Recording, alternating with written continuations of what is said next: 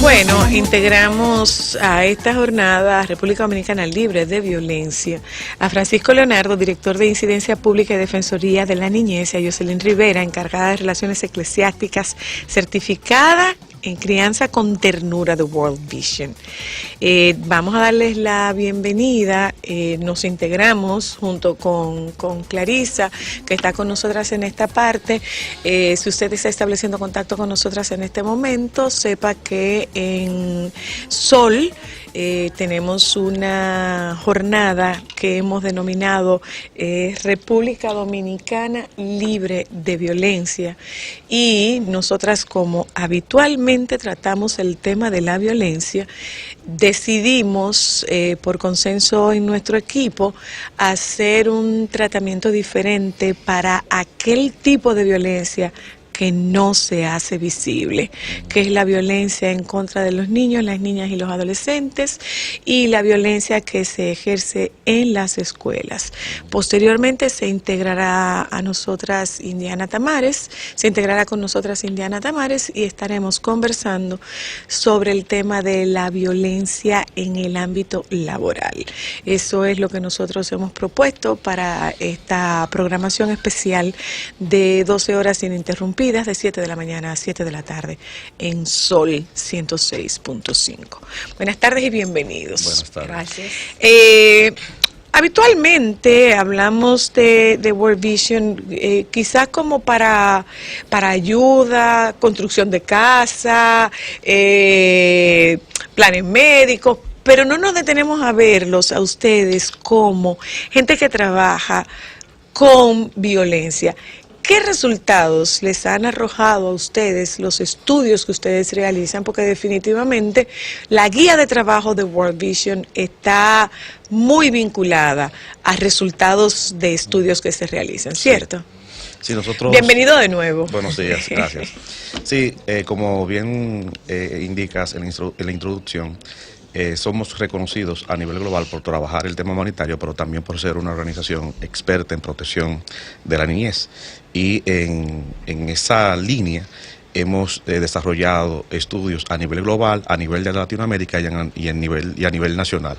A nivel global encontramos estadísticas alarmantes, tales como el hecho de que más de 1000 niños son víctimas de violencia en todos los países del mundo. En América Latina, esta dinámica deja secuelas que son muy dramáticas, trágicas.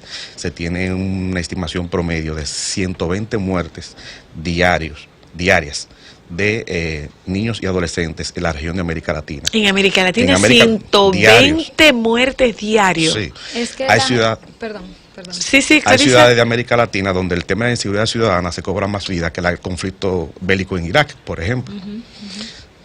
Las personas piensan que la negligencia no es abuso y es la forma más común de abuso. La peor forma de abuso. Entonces eso lleva a muchas muertes infantiles, lamentablemente. El trabajo infantil también, la explotación sexual, el trato y tráfico y el castigo corporal.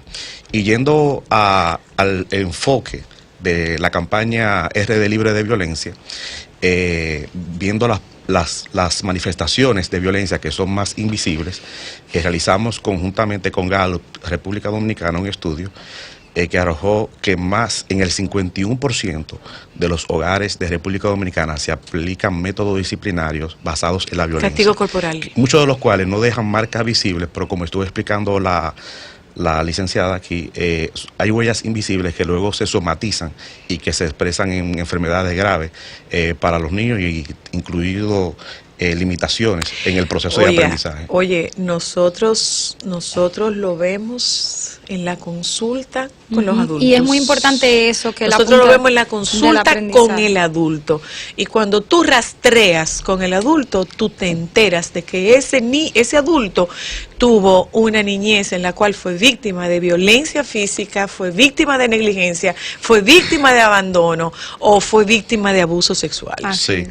En estudios previos de la Oficina Nacional de Estadística se había establecido que de hecho en el 63% de los hogares en República Dominicana se usa el castigo. ¿En cuánto? El 63%. Y de todos los entrevistados, el 92% decía que no está a favor del castigo corporal, del castigo físico como método disciplinario, pero que lo utiliza porque no conoce herramientas, estrategias y alternativas para abordar los conflictos. Eso es peor. Exacto. Eso es peor. Eso todavía indica que por lo menos que hay un grave problema estructural que está culturalmente legitimado, pero hay Exacto. esperanza, porque los padres ya han identificado que no se sienten cómodos castigando de esta manera tan bruta, a veces de manera muy desproporcionada, a los niños, y que están abiertos a recibir capacitaciones. Un 93%. 92%. Un 92%. Es esperanzador. Sí.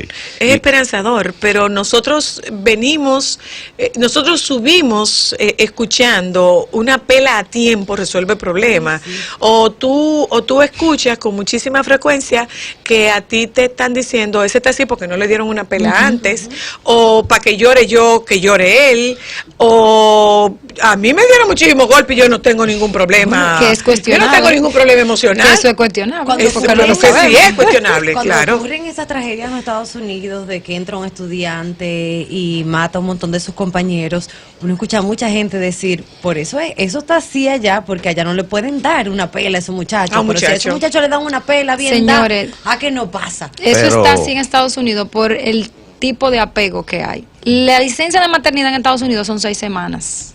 Y si tú quieres más, tú tienes que dejar de cobrar dinero. Entonces, que se revisen su sistema, en dónde está la importancia, porque claro, el tipo de apego evitativo y de muchísimos otros tipos mucho más nocivos que se están creando entre la madre y el bebé generan personas no empáticas y que si tú me das a mí, yo te voy a responder con un balazo. Pero más allá de la prohibición legal del castigo físico en los diferentes países, situándonos al último ejemplo que se cita, Estados Unidos, por ejemplo, donde está prohibida la violencia contra la niñez, es uno de los países donde hay mayor incidencia de violencia contra la niñez, contrario a lo que sucede en Europa.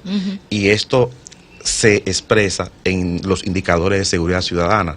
Estados Unidos en su conjunto, con esta incidencia de la violencia contra la niñez, es una de las sociedades más violentas del mundo. Y ya todos tenemos bastante evidencia de eso. Sin embargo, en Europa, donde esas estadísticas de violencia contra la niñez son mucho más reducidas, hay menos problemas de inseguridad ciudadana. Claro. Y el es decir, que hay una correlación entre el ambiente familiar.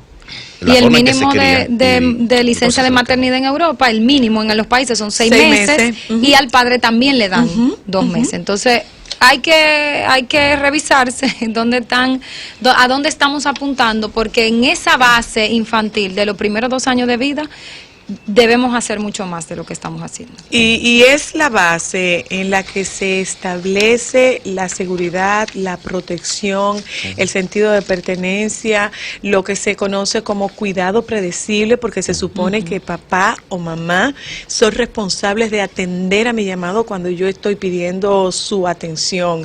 Esa historia, nosotros, repito, lo vemos en consulta y ya nos lo ha dicho muchas veces Xiomara Rosario, una de nuestras facilitadoras más queridas. Xiomara dice, es que no es cierto que a un niño hay que dejarlo llorar. No, por favor. El dejar a un niño llorar tiene unas implicaciones emocionales, es un sentimiento de abandono por parte de la persona que se supone está llamada a cuidarme y a protegerme. Correcto. Ay, no, pero déjalo, que eso le desarrolla los pulmones.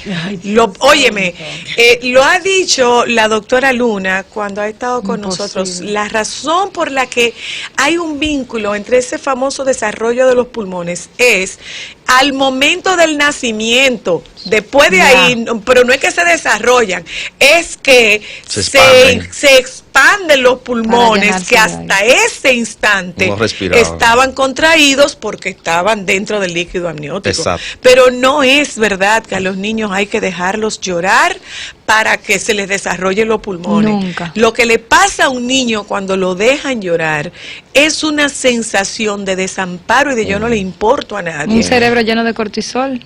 Y después nos preguntamos, yo no sé de dónde este muchacho salió miedoso. De ahí. Así es.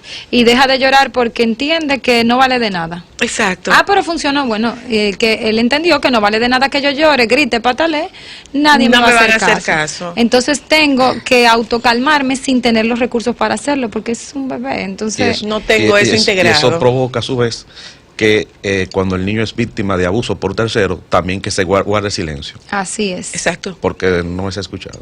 Así Claro, mismo es. pero además hay otra cosa. Se supone que cuando un niño habla de que ha sido abusado, de que ha sido maltratado, lo que se supone es que el adulto a quien se lo diga le preste atención y le crea. Y la atienda de manera Y inmediata. haga algo para Correcto. solucionar eso. Ujú. Miren, nosotros en el proceso de formación, en la maestría, teníamos la dicha de tener a Vanessa Espaillat como formadora, y Vanessa nos decía, hay formas de tú darte cuenta cuando un niño está diciendo la verdad en lo que respecta al abuso sexual.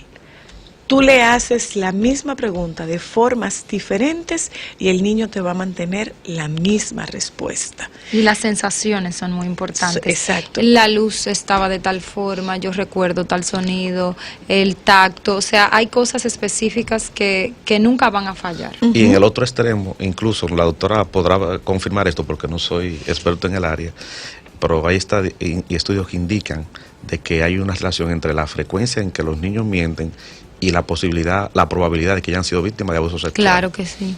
Pues es un mecanismo también como de negación. Defensa, claro, de negación, porque se dan cuenta que el entorno no acepta esta realidad, entonces ellos aprenden a usar ese mecanismo, claro. Nos que vamos un momentito a publicidad, regresamos con nuestras invitadas y nuestro invitado de esta tarde. Al regreso conversamos con Yoselyn Rivera, que se integra para que a mí que me expliquen esto de relaciones eclesiásticas. Eclesiales. Serán explicadas. Pero por supuesto, más adelante se incorpora Indiana para que nos hable, Indiana Tamares, para que nos hable de algo que se está poniendo o no se está poniendo, se puso en el tapete, el acoso laboral, pero probablemente se haga visible porque como viene de Hollywood para abajo, entonces ahí le vamos a prestar atención. Bueno.